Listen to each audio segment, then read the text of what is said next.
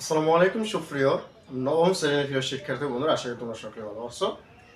আজকের এই ক্লাসে খুব গুরুত্বপূর্ণ আলোচনা করতে যাচ্ছি তোমাদের অনুশীলনী 1। এই অনুশীলনী 1 এর আমরা এর প্রমাণ করবে √5, √7 এবং √10 সবাই অম্ল সংখ্যা। এটা কিন্তু গতকালকে আলোচনা করেছিলাম, যেখানে আমরা লিখেছি প্রমাণ করো √2, √3, √5 ইত্যাদি ডট ডট ডট অম্ল সংখ্যা। তো ওই ক্লাসটা দেখলে তোমরা এগুলো পারবা, কারণ একই কোয়ালিটি, একই সিস্টেম, সব একই নিয়মের। আমি আশা করি তোমরা এই ক্লাসটা দেখে আসবো, তাহলে কোন নম্বর পারবা।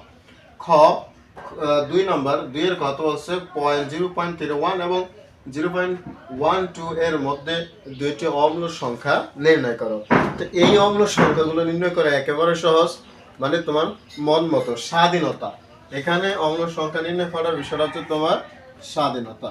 তাহলে 0.31 আর হচ্ছে 0.12, এই দুইটার মধ্যে আমাদের অম্ল সংখ্যা নির্ণয় করতে হবে।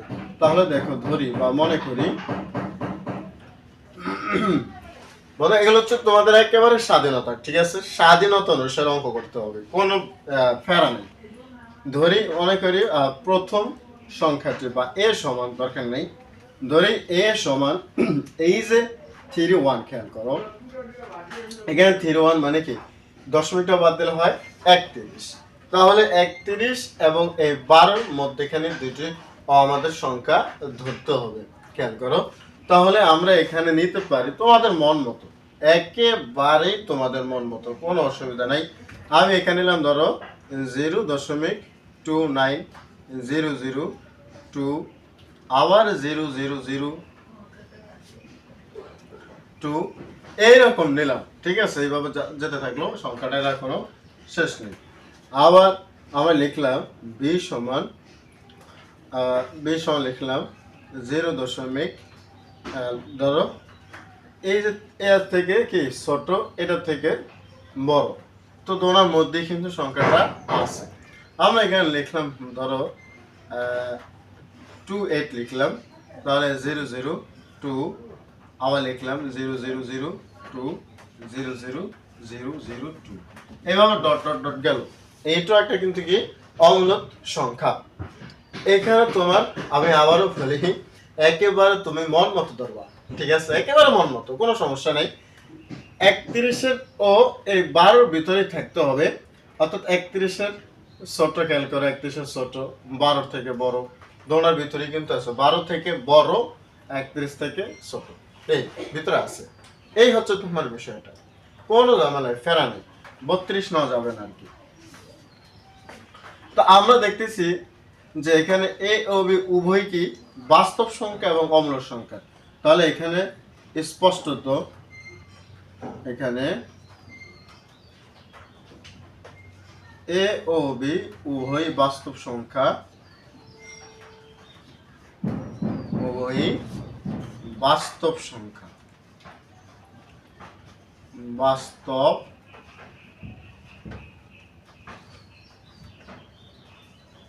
সংখ্যা এবং অম্লত সংখ্যা, অম্লত সংখ্যা। তাহলে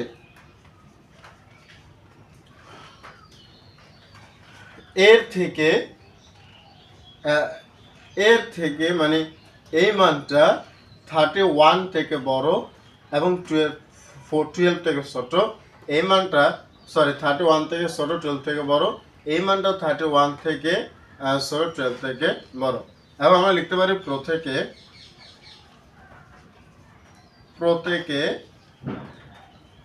0.31 থেকে ছোট এবং 0.12 থেকে বড়, 12 থেকে বড়।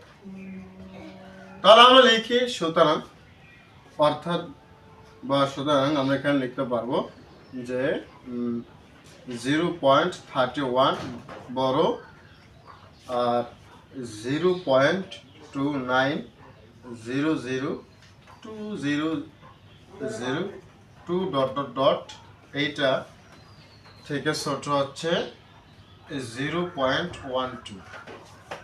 আরেকটা 0.31 বড় 0.28002002 আবার 2 আমরা লিখলাম 0000 ডট ডট ডট আর দরকার নেই, এখানে আমরা লিখে দিলাম যে 0.12। খেয়াল করি তাহলে আমরা ওই যে আগের মতনই যেটা আমরা এর আগে একটা অঙ্ক করেছিলাম আমরা পূর্বে ভিডিওতে। তাহলে খেয়াল করি এই দোনটাই কিন্তু বড়, দোনটাই থেকে এটা থেকে এটা বড়, এটা থেকে এটা বড়। তাহলে আমরা বলতে পারি সুতরাং যে এ ও বি নির্ণয় কি সংখ্যা মূল সরি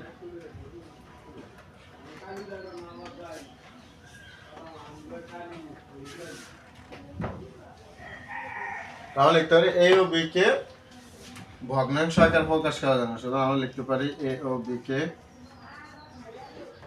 ভগ্নাংশ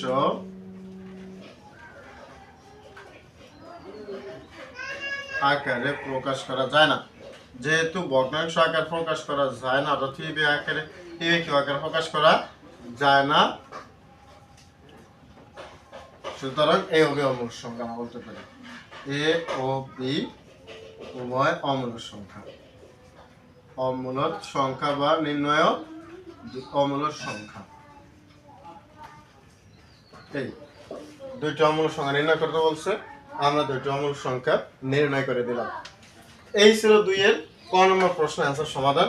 এখানে তোমার শিক্ষক যারা রয়েছেন তারাও অন্যভাবে করতে পারেন, মানে অন্যভাবে বলতে সংখ্যাগুলো অন্যরকম সংখ্যা নিতে পারেন, অন্য শিক্ষক অন্যরকম সংখ্যা নিতে পারেন।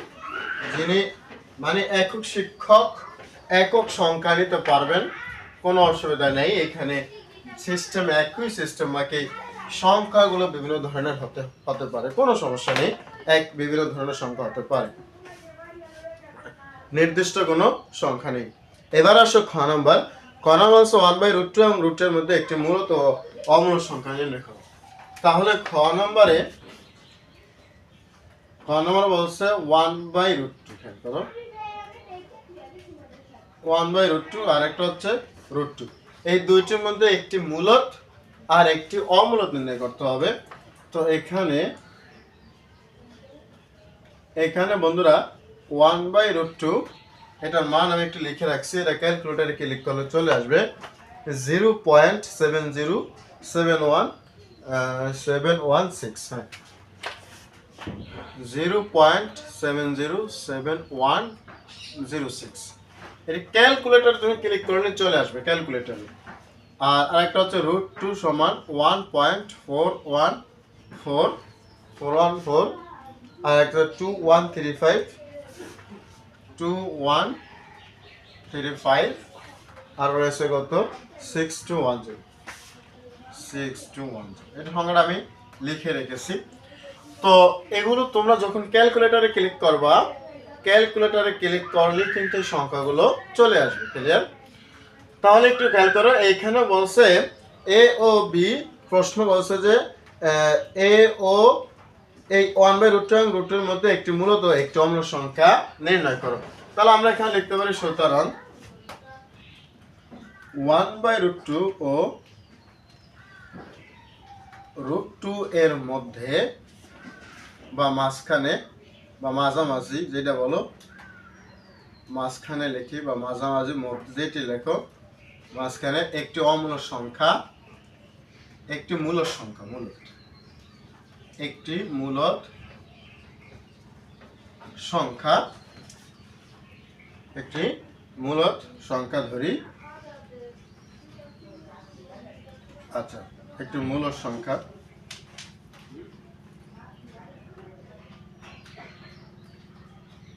এ সমান লিখতে পারি আমরা 0.7071 আবার 7071, এইভাবে যাচ্ছে।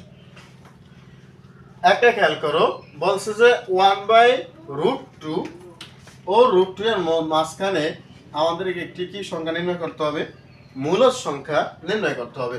তো এইখানে দেখো এই 1/√2 মাঝে 1/√2 মানে 0.707106 আসতেছে আসতেছে, আর 1/√2 মধ্যে আছে 1.041441 তো এইখানে 7071066 আরো থাকবে আরো এইটা আর এইটা এই দুটোটার মাঝখানে হচ্ছে 70717071 এই দুটোর মাঝখানে এটা এই 1 পয়েন্ট দেখো 1 থেকে এটা কিন্তু বড় 1 থেকে এটা কিন্তু বড় আবার 707106 এইটা কিন্তু এভাবে যাচ্ছে যাচ্ছে যাচ্ছে আরো আছে তো যে এই দুটোটার মাঝখানে এই দুটোটার মাঝখানে এই দুটোটার সংখ্যার মাঝখানে হচ্ছে আমার এই অঙ্কটা তাই দুটোটার মাঝখানে এইটা হচ্ছে আমার মূলদ সংখ্যা কেন এটা মূলদ সংখ্যা সেটা একটু লিখতে হবে আমরা সেখানে একটু লিখে দিই যেহেতু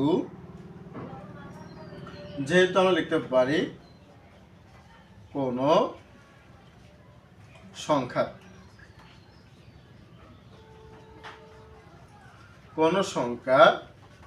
দশমিকের পর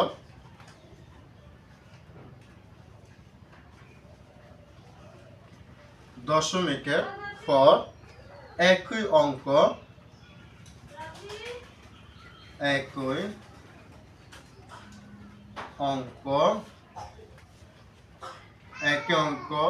পুনর্বার ঘটলে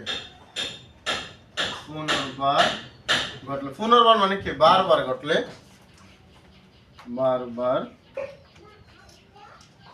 ঘটলে ওই সংখ্যাটি কি হয় ওই সংখ্যাটি আবৃত্ত দশমিকে মূলদ সংখ্যা হয় আবৃত্ত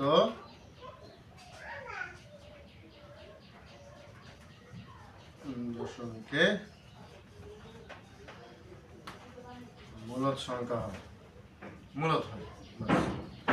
তাহলে খেয়াল করো যেহেতু কোন সংখ্যা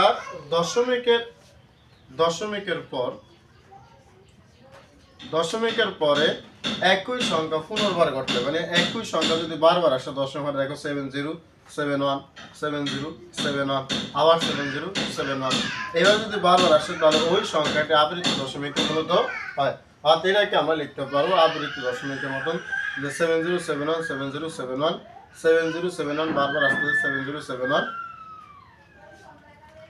তা এই সংখ্যাটা মানে 707 যেহেতু 7070 আসতেছে এই সংখ্যাটা কি হবে আমাদের মূল সংখ্যা হবে এখান থেকে আমরা এই আবৃত্ত দশমিকটা কেটে ফেলি তাহলে একটু সুন্দর হচ্ছে কোন সংখ্যার দশমিকের পরে একই সংখ্যা পুনর্বার ঘটলে এই সংখ্যাটি মূলত হবে অর্থাৎ বারংবার যে সংখ্যাটা আসবে সেইটা হবে তোমার কি মূল সংখ্যা বারংবার যে সংখ্যাটা আসবে সেটা হবে কি মূল সংখ্যা এখন বলছে কি একটি অমূল সংখ্যা নির্ণয় করতে হবে তাহলে তো এই যে খেয়াল করো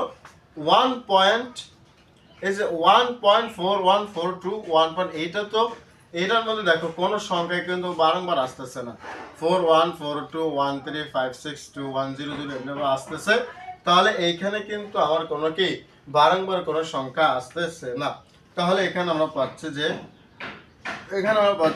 √2 সমান কত পাচ্ছি 1.4142135620 ডট ডট ডট তাহলে এইটি একটা অমূল সংখ্যা এটি একটি অমূলদ সংখ্যা তাহলে খেয়াল করো নির্ণয় মূলদ সংখ্যা কি কি নির্ণয়